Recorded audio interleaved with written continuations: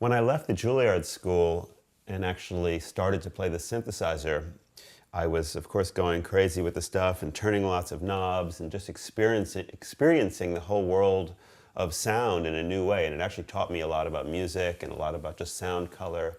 And discovering the Moog synthesizer was one of the greatest things that happened in my life. An interesting thing that I discovered was a way to practice using the capabilities of the Moog to actually advance my finger technique. And I wanted to show you that because it's pretty cool and it relates to what the instrument can do. One of the things that happens is you have this whole ADSR section, and that basically means attack, decay, sustain, and release, which you can apply to your filter and your volume. So the basics of that is, for instance, you can have a sound and have it immediately come in, so when you hit the key it's like, it's right there. Or you can have a sound that when you hit the key it fades in, like this. And people always say, and I guess it's true, that when you don't hear the beginning of a sound, the attack portion, it's hard to tell what that sound really is. So taking off the attack can give some mystery to the sound and change it up a lot. You can also, of course, change the decay, the sustain, and the release. So on a synthesizer, one of the things that you can do is you could make it so that every time you hit the key, like in this case, we've got, you hear the ding, ding, which we can make. This is the decay time of the filter. It's making a ding. It's basically controlling the harmonics over a certain course of time. If I raise that up.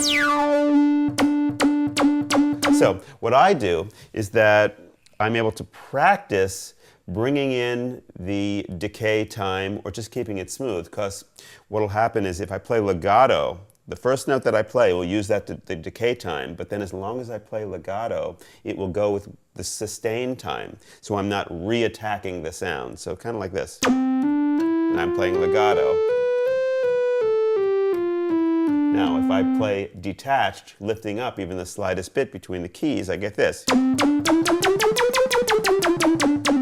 then you hear that decay time that I set. And this is a control that you can have on or off. So I can have the option as I'm playing to be like.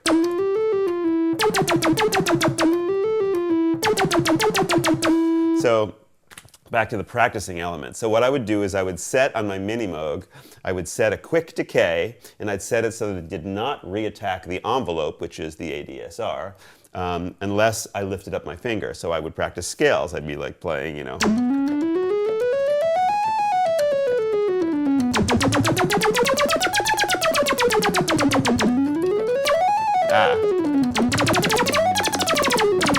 See, it's not that easy. It really takes some time.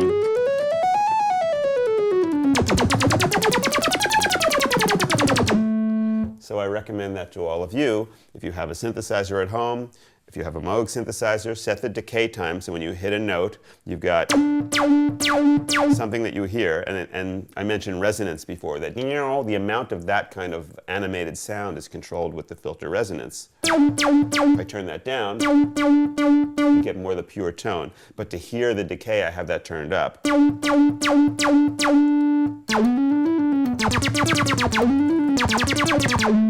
So it's a great way to kind of bring your fingers into the modern age and let them really develop.